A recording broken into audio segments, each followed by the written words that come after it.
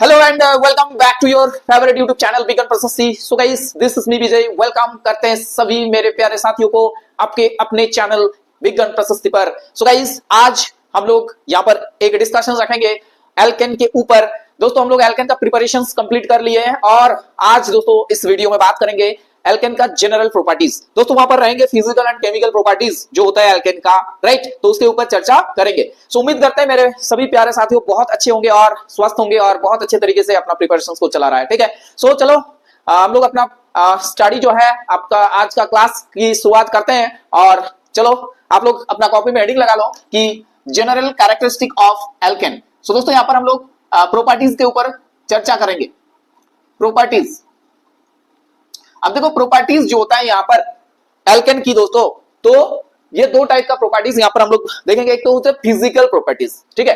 कोई भी अगर आप लोग डिस्कशन कर रहे हो तो दो टाइप का प्रॉपर्टीज होता है किसी भी सिस्टम का। एक होता है आपका फिजिकल प्रॉपर्टी, और एक होता है आपका केमिकल प्रॉपर्टी, जहां पर दोस्तों जितने सारे केमिकल रिएक्शंस होंगे वो सारे के सारे चीज वहां पर प्रेजेंट होगा, राइट। और फिजिकल प्रॉपर्टी मतलब क्या होता है, जैसे कि सॉल्युबिलिटी हो गया, डेंसिटी हो गया, राइट, रिफ्रैक्टिव इंडेक्स हो गया, electrical conductivity, right, boiling point, melting point, ये सारे के सारे फिजिकल प्रॉपर्टी में आते हैं। जैसे कि आप लोगों को दो चार चीजें लिख देते हैं यहाँ पर। जैसे आप लोग मेल्टिंग पॉइंट की बात कर सकते हो, यहाँ पर आप लोग बॉइलिंग पॉइंट की बात कर सकते हो, आप लोग रिफ्रैक्टिव इंडेक्स की बात कर सकते हो, आप लोग सॉल्युबिलिटी की बात यहाँ पर कर सकते हो, सॉल्युबिलिटी, राइट। और दोस्तों यहाँ पर कंडक्टिविटी की बात कर सकते हो। तो ये आपका फिजिकल प्रॉपर्टी होता है जहां पर नया प्रोडक्ट नहीं फॉर्म होता, कोई दूसरा हम लोग जैसे कि प्रोडक्ट फॉर्म हो रहा है वो चीज नहीं है, बस एक नॉर्मल सा फेज ट्रांजिशन होता है वहां पर, जैसे कि मेल्टिंग पॉइंट, बॉइलिंग पॉइंट में होता है। और ये सारे के सारे चेक किया जाता है कि इसका कितना सॉल्युबिलिटी है किसी भी सॉल्वेंट में। और कंडक्टिविटी, जैसे ये इलेक्ट्रिकल कंडक्टिविटी, थर्मल कंडक्टिविटी, तो ये सारे के सारे फिजिकल प्रॉपर्टी में आते हैं। ये बात समझ में आया आप लोगों को? अब देखो बात करते हैं केमिकल रिएक्शंस। तो केमिकल प्रॉपर्टीज में क्या होता है, केमिकल रिएक्शंस करते हैं। मान के चलो कि उसको आप ऑक्सीजन के प्रेजेंस में रिएक्शंस करवा दिए, तो वो क्या चीज मिलेंगे उसके बाद वो सब्स्टिट्यूशन रिएक्शंस करता है कि नहीं, ये सारे के सारे मतलब नया प्रोडक्ट वहां पर फॉर्म होंगे। जैसे कि कुछ कैटलिस्ट के ऊपर उसका रिएक्शंस करवाओ, राइट, अगर एडिशन पॉसिबल है तो एडिशन करवाओ, तो ये आपका केमिकल रिएक्शंस में आता है। कुछ रिएजेंट डाल दो वहां पर, लाइक KMnO4 एसिड वगैरह, तो ये मतलब नया प्रोडक्ट बनेगा, केमिकल रिएक्शंस होगा वहां पर। ओल्ड बॉन्ड ब्रेक करेंगे, नया बॉन्ड फॉर्म होगा, नया चीज मिलेंगे आपको, तो वो आपका केमिकल प्रॉपर्टीज में आ जाएंगे, राइट। तो चलो देखते हैं हम लोग फिजिकल प्रॉपर्टी में एल्केन की बात करेंगे। अब देखो आप लोग को ये चीज ध्यान होगा कि एल्केन जो होता है दोस्तों, ये आपका बहुत ही मतलब लीस्ट रिएक्टिव है। एल्कीन हाइड्रोकार्बन आप लोगों को पता होगा, एल्केन, एल्कीन, एल्काइन, राइट। और ये इसमें क्या होता है कि एल्केन सबसे लेस रिएक्टिव होता है, राइट। तो अब हम लोग रिएक्टिविटी में तो नहीं आ रहा, अभी फिजिकल प्रॉपर्टी के ऊपर चर्चा करें। तो एल्केन की अगर चर्चा करें दोस्तों, तो ये आपको किस किस फेज में मिलेंगे, ठीक है। तो अगर हम लोग बात करें, एल्केन आपको गैसियस फेज में मिलेंगे, राइट, आपको लिक्विड फेज में मिल जाएगा, आपको सॉलिड फेज में ये लोग मिलते हैं। अब डिपेंड करता है भाई, डिपेंड करेंगे कि कब ये गैसियस फॉर्म में रहेंगे, कब लिक्विड फॉर्म में रहेंगे और कब इसको सॉलिड फॉर्म में रहेगा, राइट। तो देखो यहाँ पर ना कार्बन का नंबर के ऊपर डिपेंड करेंगे। जैसे कि आपको ये चीज ध्यान होगा, अगर मान के चलो आपके पास कार्बन C से C1 से लेके C4 तक है, तो ये एकदम कलरलेस होगा और आपका गैसियस फेज में रहेगा, कलरलेस, और ये पूरा गैस सिस्टम बनाएगा, ठीक है। कार्बन C1 से लेके C4 तक, यानी कि मीथेन, इथेन, प्रोपेन, ब्यूटेन तक आप देख सकते हो कि सारे के सारे गैस है। हाँ, अगर इन लोगों को प्रेशर अप्लाई करोगे तो वो लिक्विड फॉर्म में बदल सकता है। जैसे कि LPG में हम लोग देखेंगे, CNG में, तो ये सारे के सारे चीज क्या होता है कि आपको प्रेशर, हाई प्रेशर में एक कंटेनर में रखा जाता है, लिक्विड फॉर्म में रहता है। अब देखो C5 से लेके अगर हम लोग दोस्तों हम लोग C17 तक जाएंगे, तो यहां पर आपको लिक्विड फॉर्म में मिल जाएगा, ये लोग लिक्विड स्टेट में रहेगा। और अगर इससे भी ऊपर जाएंगे C18 और मोर, तो ये आपका सॉलिड स्टेट में रहेगा। ये बात समझ में आया आप लोगों को कि जितना नंबर ऑफ कार्बन बढ़ेगा, नंबर ऑफ कार्बन इंक्रीजेस, इन लोगों का स्टेट भी चेंज हो रहा है, लिक्विड से सॉलिड हो रहा है, गैस, लिक्विड, सॉलिड, तो इस हिसाब से ये लोग चेंज होता है। इसका मोलर मास जो होता है बढ़ रहा है, क्योंकि कार्बन का नंबर जब बढ़ेगा ना, तो मोलर मास भी ऑटोमेटिक इंक्रीज करेगा, राइट। ये बात आप लोगों को क्लियर हो गया, ये आप लोग नोट डाउन कर लो। अब देखो दोस्तों, यहां पर हम लोग बात करेंगे कि ये लोग का अगर चेक करेंगे कि सॉल्युबिलिटी, तो वो देखो क्या होता है। अगर मान के चलो आपके पास एक वाटर सिस्टम है और आप लोग क्या कर रहे हो, उसमें हाइड्रोकार्बन यानी कि एल्केन को डाल रहे हो, तो आप लोग क्या नोटिस करोगे यहां पर बताओ, क्या ये सोल्यूबल होंगे? एकदम नहीं होगा सोल्यूबल, क्योंकि एल्केन के जो नेचर होता है बॉन्ड और वाटर का जो बॉन्ड का नेचर होता है वो दो अलग है। अब बॉन्डिंग होने के लिए सिमिलर टाइप होना चाहिए, रिएक्शंस मतलब सोल्यूबल होने के लिए उन लोगों का नेचर, बॉन्ड का नेचर सेम जैसा होगा तब ना सोल्यूबल होंगे, राइट? तो लाइक डिसॉल्व लाइक, आप लोग को ये चीज ध्यान होगा, like dissolve like, like dissolve like, तो ये एक जैसा एक टाइप का अगर बॉन्ड होता है तो डेफिनेटली ये वहां पर डिसॉल्व हो जाता है। लेकिन अगर आपको ये चीज ध्यान होगा, देखो जो एल्केन होता है वो नॉन पोलर होता है। क्या होता है वो? Non polar. अब देखो नॉन पोलर का मतलब होता है वहां पर कोई भी चार्ज सेपरेशन नहीं मिलेगा आपको। जैसे कि इथेन की बात करेंगे, CH3 CH3, अब दोनों कार्बन ही तो है, हाँ, तो दोनों के बीच में इलेक्ट्रोनेगेटिविटी का डिफरेंस नहीं है, तो ये जो बॉन्ड है यहाँ पर कार्बन कार्बन के बीच में वो आपका नॉन पोलर बॉन्ड है, वहां पर कोई भी चार्ज सेपरेशन नहीं मिलेंगे, तो ये यहां पर डिसॉल्व नहीं होगा। अब देखो वाटर की बात करें तो H2O, अब देखो यहां पर ऑक्सीजन और हाइड्रोजन है, तो यहां पर आपका एक चार्ज सेपरेशन मिलता है, ये डेल्टा नेगेटिव होता है और ये डेल्टा पॉजिटिव और ये डेल्टा पॉजिटिव, तो चार्ज सेपरेशन होता है, तो ये आपका पोलर सॉल्वेंट होगा और ये आपका क्या हो जाएगा? Non polar. तो नॉन पोलर पोलर में डिसॉल्व नहीं होगा, तो ये बात क्लियर हो गया। तो वाटर में ये लोग, और वाटर को छोड़ो कोई भी अगर पोलर सॉल्वेंट आएगा तो उसमें ये लोग डिसॉल्व नहीं होंगे, सॉल्युबिलिटी नहीं दिखाएगा। बात समझ में आया? तो ये लोग फिर कहां पर डिसॉल्व होंगे? कहां पर डिसॉल्व होंगे ये लोग?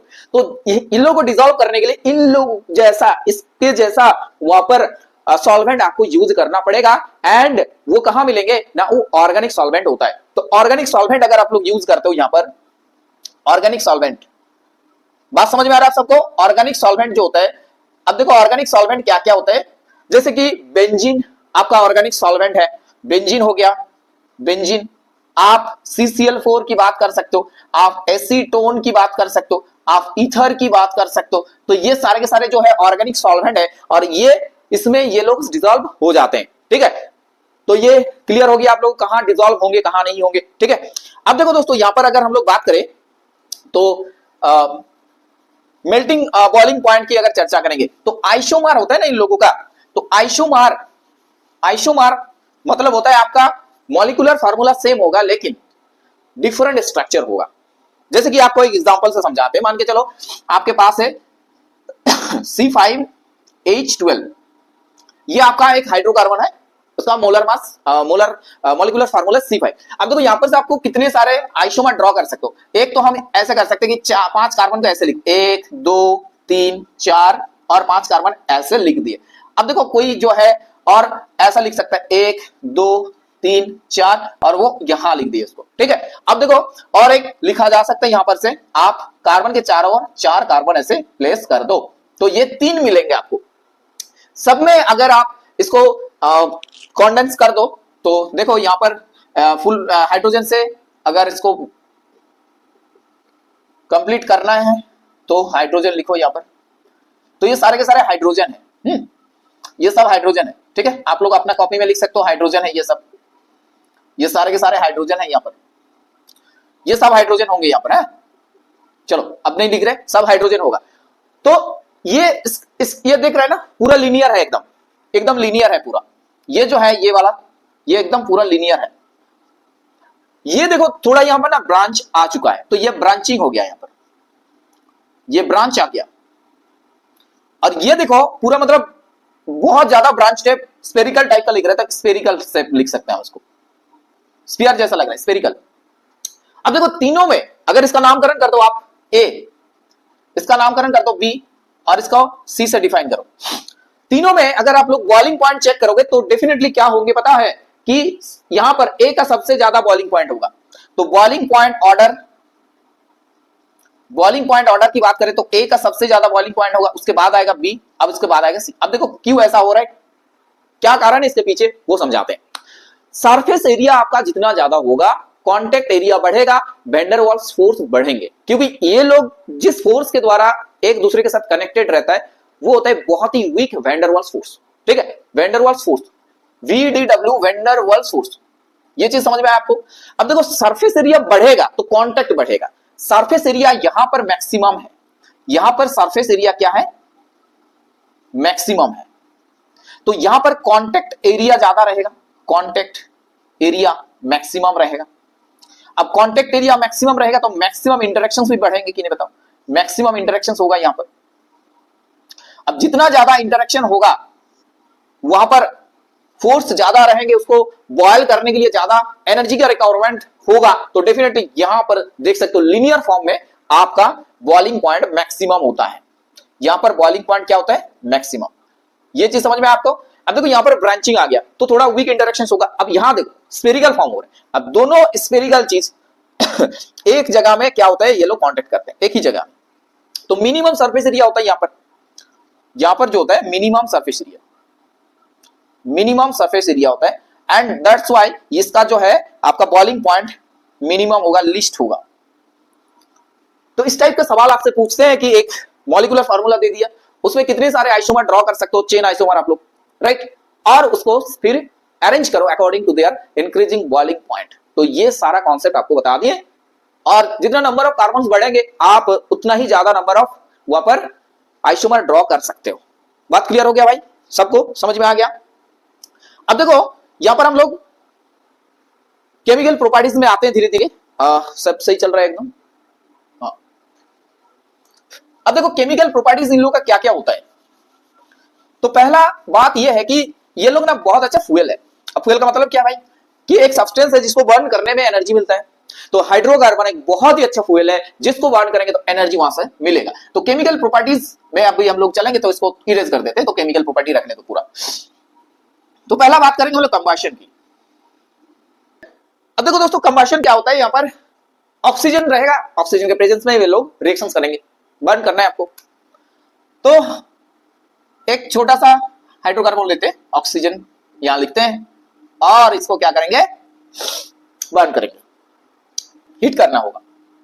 तो ये क्या देंगे? देखो कार्बन से मिलेंगे आपको कार्बन डाइऑक्साइड, और हाइड्रोजन है तो ये ऑक्सीजन के साथ कंबाइन होकर वाटर बनाएगा, और साथ में आपको देगा एनर्जी बहुत सारा। तो ये होगा आपका कंप्लीट ऑक्सीडेशन, कंप्लीट, क्योंकि बहुत ज्यादा मात्रा में ऑक्सीजन प्रेजेंट है। ये होगा आपका कंप्लीट ऑक्सीडेशन। कंबशन एक टाइप का ऑक्सीडेशन रिएक्शन है, यहां पर ऑक्सीजन एडिशन होता है, तो कंप्लीट कंबशन होगा यहां पर। अब देखो ऑक्सीजन की मात्रा अगर कम होता है, लेस अमाउंट में ऑक्सीजन प्रेजेंट है तो वहां पर आपका इनकम्प्लीट कंबशन होगा, फिर इनकम्प्लीट कंबशन।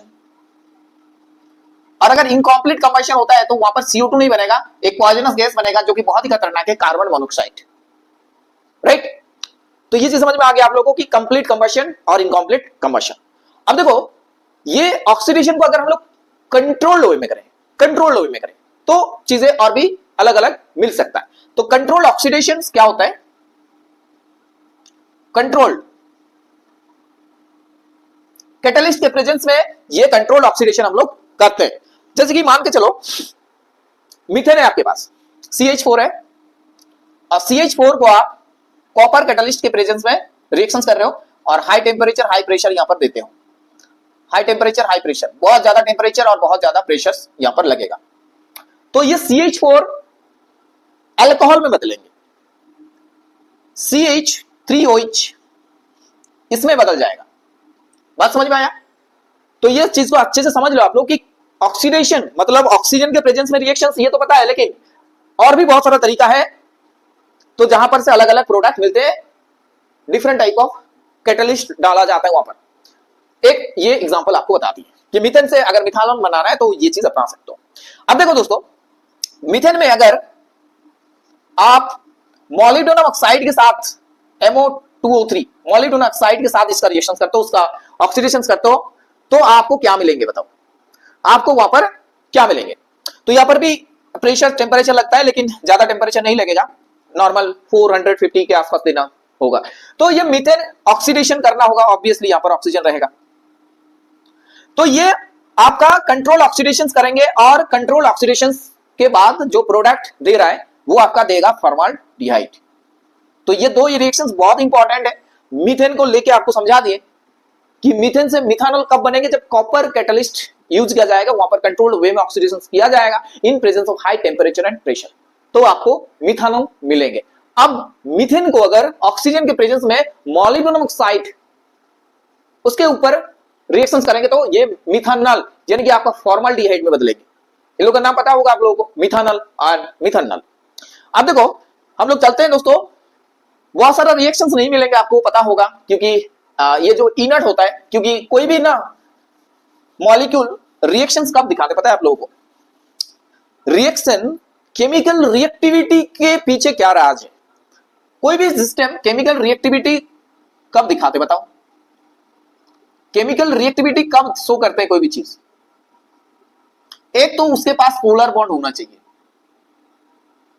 एक तो उसके पास पोलर बॉन्ड होना चाहिए, तब ये केमिकल एक्टिविटी दिखाएंगे। दूसरा बात यह है कि इसके पास डबल बॉन्ड या ट्रिपल बॉन्ड, या तो आप बोल सकते हो अनसैचुरेशन रहेगा, तो फिर ये रिएक्टिविटी दिखाएंगे। और थर्ड पॉइंट, लोन पेयर का अगर प्रेजेंस रहेगा, लोन पेयर अगर किसी में रहता है तो वो रिएक्टिविटी दिखाएंगे अच्छे से। ये बात समझ में आया? और क्या होगा कि ऑक्टेट एक्सपांड अगर कर सकता है कोई, एक्सपांडेड ऑक्टेट, ये अगर रहता है किसी में, वैकेंट स्पेस अगर रहेगा किसी में, वैकेंट ऑर्बिटल, तो ये आपका केमिकल रिएक्टिविटी को दर्शाता है कि हाँ भाई किसी में अगर ये चीज है तो वो केमिकल रिएक्शन दिखाएंगे। जैसे में अगर हम लोग एल्किन की बात करें तो वो ज्यादा रिएक्टिव होगा एल्केन के तुलना में, क्योंकि इसके पास डबल बॉन्ड होगा। तो ना तो आप एल्केन में ये चीज दिखोगे, पोलर बॉन्ड नहीं होता है वहां पर, ना तो अनसैचुरेशन होता है, ना तो वहां पर लोन पेयर प्रेजेंट होता है, ना तो वहां पर एक्सपांडेड ऑक्टेट होता है, ना तो वहां पर ऑर्बिटल होता है वैकेंट। इनमें से कोई भी प्रेजेंट नहीं होता। दैट्स व्हाई दोस्तों ये एल्केन जो होता है ना, ये आपका केमिकली इनएक्टिव होते हैं, बहुत ही कम रिएक्शंस आपको मिलेगा देखने के लिए। तो एक तो कंबर्शन हम लोग कर लिए, और जो भी रिएक्शंस करेंगे वो आपको थोड़ा हेजर्ड्स कंडीशन में देना होगा, टेम्परेचर, प्रेशर, ये सारे के सारे चीज वहां पर देना होगा कैटलिस्ट के प्रेजेंस में। सेकंड पॉइंट हम लोग बात करेंगे कि और कौन सा रिएक्शंस ये शो करेंगे, तो सब्स्टिट्यूशन रिएक्शंस ये लोग दिखाते हैं। सब्स्टिट्यूशन रिएक्शंस के ऊपर अभी हम लोग चर्चा कर लेंगे, ठीक है? तो सब्स्टिट्यूशन रिएक्शंस क्या होता है देखो, सब्स्टिट्यूशन रिएक्शन, इस रिएक्शन का बेसिक चीज क्या है ना, एल्केन है आपके पास, जैसे कि मान के चलो आपके पास एल्केन है CH4। अब CH4 में दोस्तों क्या होगा, Cl2 डाला जा रहा है, Cl2, और यहां पर सनलाइट का प्रेजेंस रहना चाहिए, सनलाइट होना चाहिए यहां पर। तो सनलाइट के प्रेजेंस में मीथेन जो है क्लोरीन के साथ रिएक्शंस करेंगे और आपको मिलेगा मिथाइल क्लोराइड CH3Cl और HCl, ये आपका एक प्रोडक्ट मिला। अब फर्दर जो है ये फर्दर रिएक्शंस करेंगे, यहां पर क्लोरीन का प्रेजेंस रहेगा, सनलाइट रहेगा, तो ये फर्दर रिएक्शंस करेंगे CH2Cl2 में बदलेंगे, और ये फर्दर और भी रिएक्शंस करेंगे तो आपका क्लोरोफॉर्म यानी कि CH-Cl3 मिलेगा। और फाइनली दोस्तों रिएक्शंस करते करते ये सब हाइड्रोजन जो है वो रिप्लेस कर देगा, हाइड्रोजन रिप्लेस करेगा किसको, Cl को, मतलब Cl हाइड्रोजन को, सारे के सारे हाइड्रोजन को रिप्लेस कर देगा। जैसे कि बात कुछ इस तरह बन रहा है कि हाइड्रोजन और कार्बन के बीच में जो कोवलेंट बॉन्ड था, वो कोवलेंट बॉन्ड सारे के सारे ये जो हाइड्रोजन है ये सब सब्स्टिट्यूट कर दिए किसने, ना क्लोरीन ने। अब ये पूरा प्रोसेस रेडिकल मैकेनिज्म को फॉलो करते हैं, वो आपको दिखाएंगे कि रेडिकल मैकेनिज्म में क्या चीज होता है, ठीक है? तो जैसे कि बात करते हैं रेडिकल मैकेनिज्म क्या होता है भाई, तो पहले दोस्तों वहां पर इनिशिएशन होगा, चेन का इनिशिएशन होगा, क्योंकि ये सारे के सारे चेन रिएक्शंस के द्वारा हो रहे हैं, देख सकते हो आप लोग। तो रेडिकल मैकेनिज्म ये फॉलो करेगा, यहां पर रेडिकल मैकेनिज्म। पहले आपको क्या करना चाहिए ना, क्लोरीन लेना होगा, क्लोरीन के बीच में जो कोवलेंट बॉन्ड है वो सनलाइट के प्रेजेंस में टूटेंगे और यहां पर जो है क्लोरीन रेडिकल बनेगा। अब क्लोरीन रेडिकल बना, अब ये वाला क्लोरीन रेडिकल क्या करेंगे ना, इनिशिएट कर दिया रिएक्शन को, तो ये आपका हो जाएगा चेन इनिशिएशन, ये होगा आपका चेन इनिशिएशन हो गया रिएक्शन। अब ये जो Cl डॉट आपको मिला यहां से, ये Cl डॉट क्या करेंगे ना, जो मीथेन मॉलिक्यूल है, जो ऑर्गेनिक मॉलिक्यूल आप लोग ले रहे हो वहां पर हाइड्रोकार्बन है, उसके साथ रिएक्शंस करेंगे। तो CH4 के साथ जो है ये हाइड्रोजन है यहां, अब Cl ये रिएक्टिव है, बहुत ज्यादा रिएक्टिव है रेडिकल, तो ये इस हाइड्रोजन को यहां से पिक करेंगे और ये रेडिकल बनाएगा इधर। तो CH3 रेडिकल यहां पर बन गया, राइट, यहां से CH3 रेडिकल डेवलप हुआ। अब ये CH3 रेडिकल क्या करेंगे ये CH3 रेडिकल Cl2 के साथ रिएक्शन करेंगे, ये CH3 रेडिकल क्या कर सकता है, Cl2 के साथ रिएक्शन करेंगे। तो CH3 रेडिकल आपके पास है, अब ये CH3 रेडिकल Cl2 मॉलिक्यूल के साथ रिएक्शंस करेंगे ऐसे, तो ये एक कंपाउंड बनाएगा CH3Cl प्लस Cl डॉट, ये Cl डॉट फिर से रिएक्शंस करेंगे इसके साथ, तो ऐसे में CH2Cl2 मिलेगा। ऐसे पूरा मतलब जितना भी हाइड्रोजन है सारे के सारे हाइड्रोजन Cl द्वारा क्या हो जाएगा, सब्स्टिट्यूटेड, और ये पूरा रिएक्शंस आपको प्रोपागेशन स्टेज में मिलेगा। तो ये होता है आपका प्रोपागेशन स्टेज, चेन प्रोपागेशन। तो दो प्रोसेस यहां पर हो गया। अब देखो इसको ना टर्मिनेट करना होगा, चेन को टर्मिनेट करेंगे। अब चेन को टर्मिनेट करने के लिए क्या करना होता है हम लोग को ना, टर्मिनेशन में क्या होता है दोस्तों, दो रेडिकल एक दूसरे के साथ कंबाइन होता है और वहां पर उन दोनों के बीच में कोवेलेंट बॉन्ड क्रिएट होते हैं। तो टर्मिनेशन लास्ट स्टेप में होता है आपका चेन टर्मिनेशन। दो रेडिकल जब एक दूसरे के साथ कंबाइन होता है, ध्यान से सुनो, दो रेडिकल जब एक दूसरे के साथ कंबाइन होता है तो वो टर्मिनेट हो जाता है। जैसे CH3 dot plus CH3 dot, ये दोनों यहां पर कंबाइन होंगे और आपको क्या मिल जाएगा, CH3। अब यहां पर इंपॉर्टेंट कॉन्सेप्ट है कि हमने तो यूज किया था भाई CH4, अब मिला मेरे को CH3। ये कैसे संभव है, नहीं ये इसी वजह से संभव है कि रेडिकल बन रहा है, और रेडिकल बहुत तरीके से एक दूसरे के साथ कंबाइन होके वो क्या हो सकता है, टर्मिनेट हो सकता है और डिफरेंट प्रोडक्ट आपको दे सकता है। तो मिक्सचर ऑफ प्रोडक्ट मिलेगा यहां पर, और मिक्सचर ऑफ प्रोडक्ट मिलने का कारण यही है कि ये चेन मैकेनिज्म, ये लोग रेडिकल मैकेनिज्म फॉलो करते हैं। तो सब्स्टिट्यूशन रिएक्शन आपको समझ में आ गया बहुत अच्छे तरीके से, उम्मीद करते हैं। अब देखो दोस्तों और भी सब्स्टिट्यूशन यहां पर हम लोग देखेंगे। Cl हो गया, अब ब्रोमीन हो जाएगा, फ्लोरीन होता है। तो जो हेलोजन होता है तो वो किस ऑर्डर में सब्स्टिट्यूशन रिएक्शंस वो करते हैं, वो आपका एग्जाम में पूछते हैं कि ऑर्डर हेलोजिनेशन, जो आपका हेलोजन का जो ऑर्डर होता है किस हिसाब से वो एल्केन के साथ रिएक्ट करते हैं, तो उसका ऑर्डर आप लोग लिख लो यहां पर। तो सबसे ज्यादा रिएक्टिविटी जो ऑर्डर होगा यहां पर वो फ्लोरीन के पास है, रिएक्टिविटी ऑर्डर, ये आपका फ्लोरीन सबसे ज्यादा रिएक्टिव होगा इस टाइप का सब्स्टिट्यूशन में। उसके बाद फ्लोरीन, क्लोरीन आएगा, उसके बाद ब्रोमीन आएगा और उसके बाद आएगा दोस्तों आयोडीन। ये बात क्लियर होगी आप लोगों को, समझ में आ गया भाई सबको। अब देखो दोस्तों हम लोग बात करेंगे नाइट्रेशन के ऊपर, ठीक है, तो सब कुछ सही चल रहा है एकदम। हाँ, तो नाइट्रेशन में क्या होता है इसी हिसाब से हम लोग सब्स्टिट्यूट करेंगे। नाइट्रेशन मतलब NO2 ग्रुप वहां पर इंट्रोड्यूस हो जाएगा, ठीक है। तो देखो आपके पास है, मान के चलो CH4 है और उसके बाद आप क्या कर रहे हो, तो नाइट्रेशन करेंगे हम लोग, नाइट्रेशन। अब नाइट्रेशन में क्या होता है, देखो आपके पास CH4 है,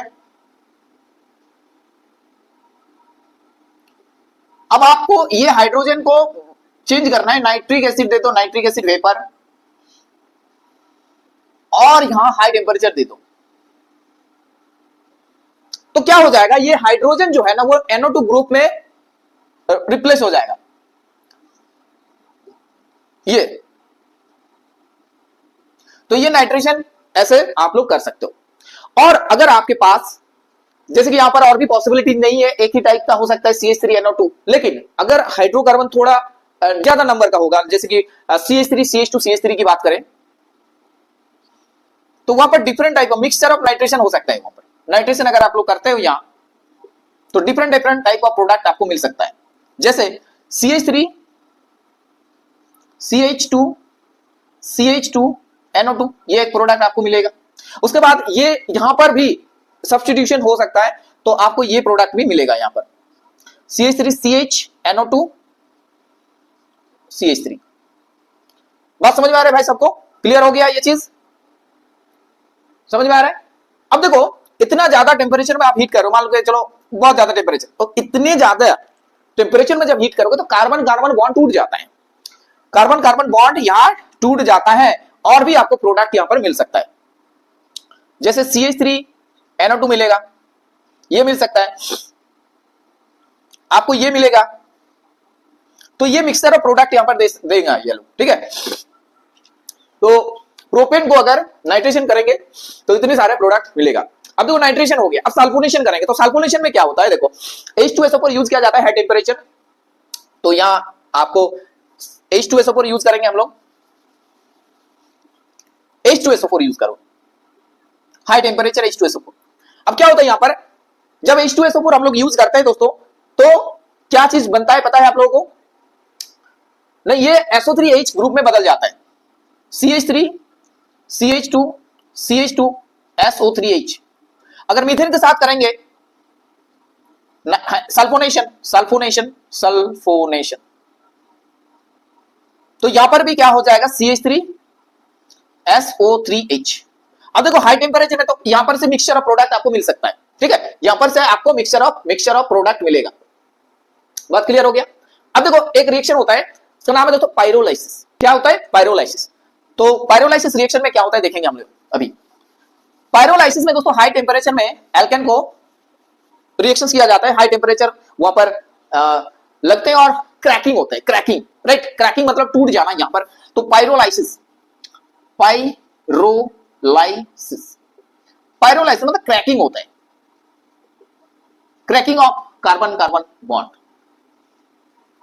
अब आप एक हाइड्रोकार्बन ले लो, जैसे कि मान के चलो आपके पास है इथेन, इथेन नहीं है, प्रोपेन है, CH2 CH2 CH3। अब इसको आप बहुत ज्यादा टेम्परेचर 500 डिग्री सेंटीग्रेड में हीट कर रहे हो।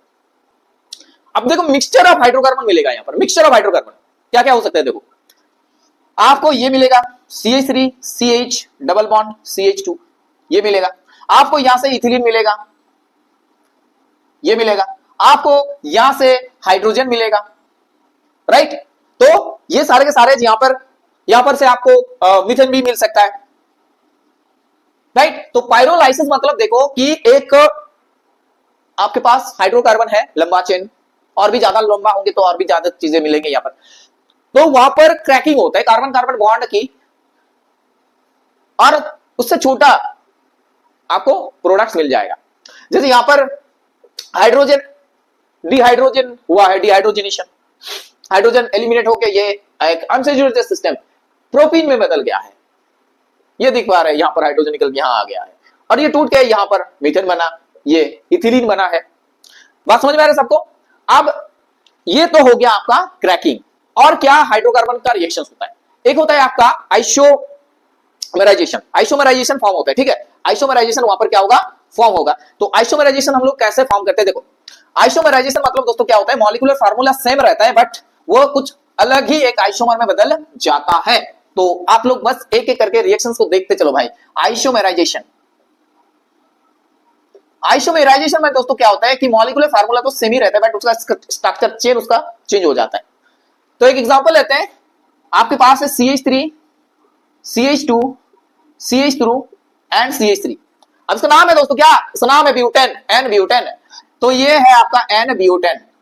अब दोस्तों एन ब्यूटेन में अगर एल्यूमिनियम क्लोराइड एक लुईस एसिड है, इसके साथ अगर इसका रिएक्शन किया जाए और बहुत ज्यादा टेम्परेचर में, यहां पर कॉन्सेंट्रेटेड HCl रहता है, और दोस्तों यहां पर बहुत ज्यादा temperature, high temperature, very high temperature, 3000 के आसपास टेम्परेचर यहां पर रहेगा, 3000 डिग्री सेंटीग्रेड।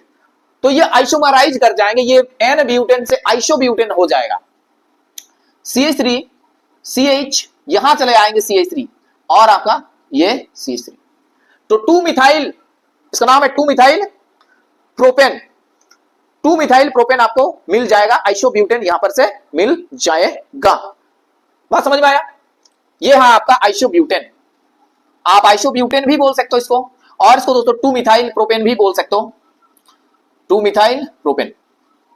तो अगर आपको पूछा जाए कि एन ब्यूटेन को H+AlCl3 के प्रेजेंस में हाई टेम्परेचर, बहुत ज्यादा टेम्परेचर में उसको रिएक्शंस करवाओ तो वो किस चीज में बदलेंगे, तो ये आपके पास तैयार है एकदम, ठीक है, ये आपके पास तैयार है। अब देखो दोस्तों डिहाइड्रोजनेशन भी हम लोग कर सकते हैं कैटलिस्ट को यूज करते हुए।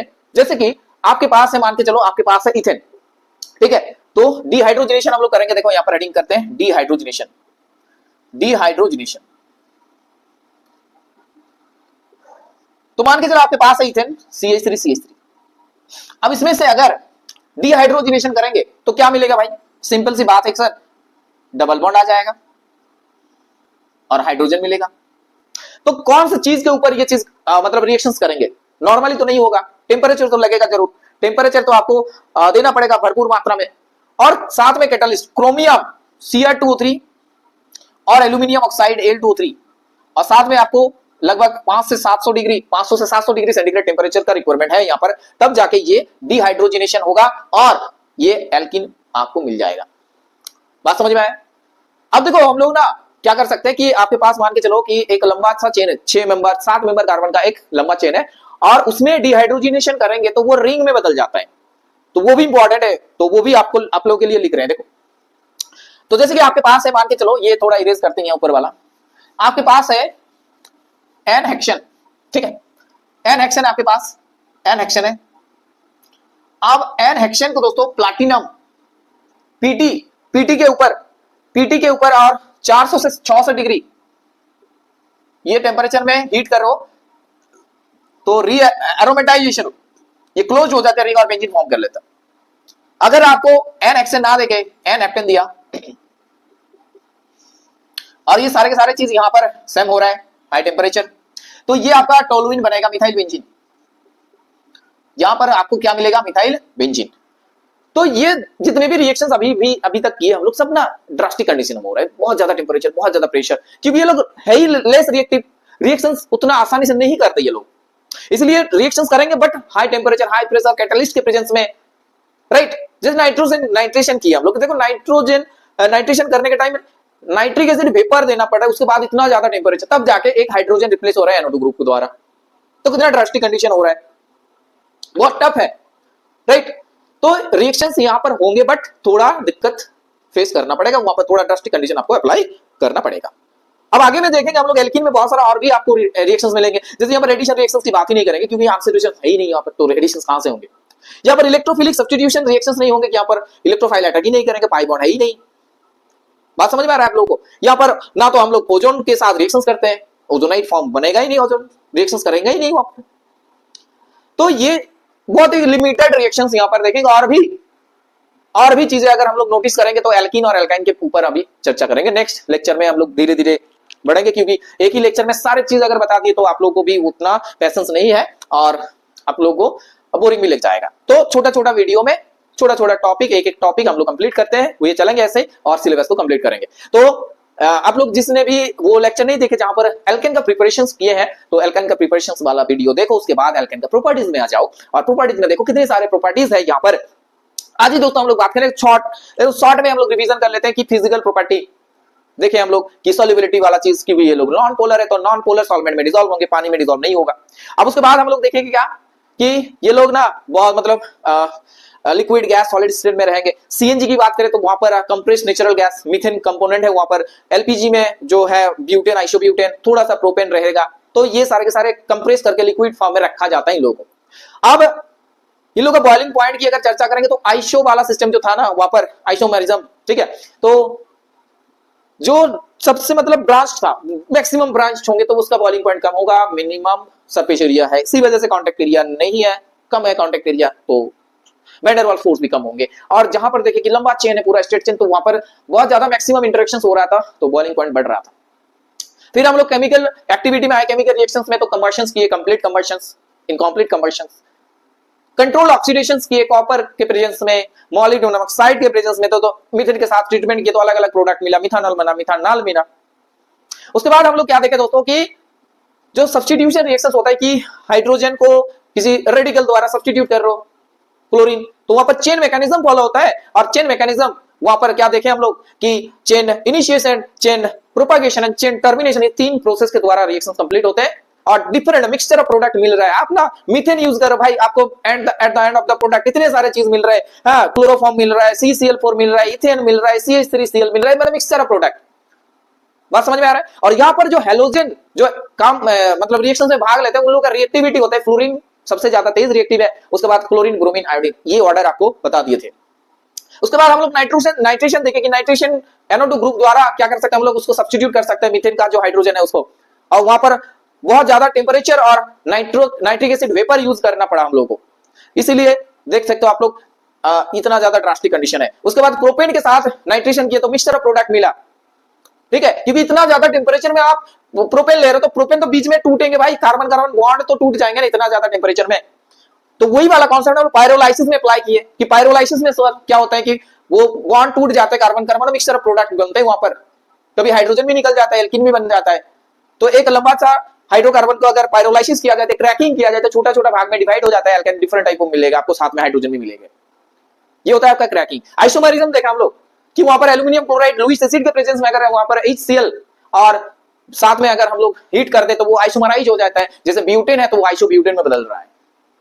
उसके बाद हम लोग हाइड्रोजनेशन डिहाइड्रोजनेशन किए वहां पर हाई टेम्परेचर के प्रेजेंस में किए चीजें।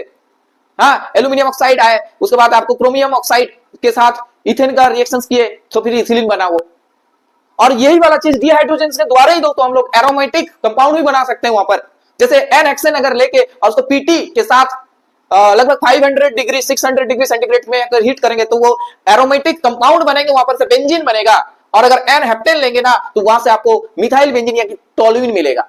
तो इतने सारे चीज हम लोग आज की वीडियो में बात किए, ये बहुत इंफॉर्मेटिव वीडियो है आप लोगों के लिए, तो बहुत ध्यान से आप लोग देखो और दोस्तों के साथ शेयर करो। और अगर नया हो दोस्तों चैनल में तो please do subscribe this channel and thanks for watching. मिलते हैं बहुत ही जल्द और नेक्स्ट वीडियो में हम लोग एल्किन के जितने सारे प्रॉपर्टीज है प्रिपरेशन है उसके ऊपर चर्चा करेंगे। तो bye everyone and take care.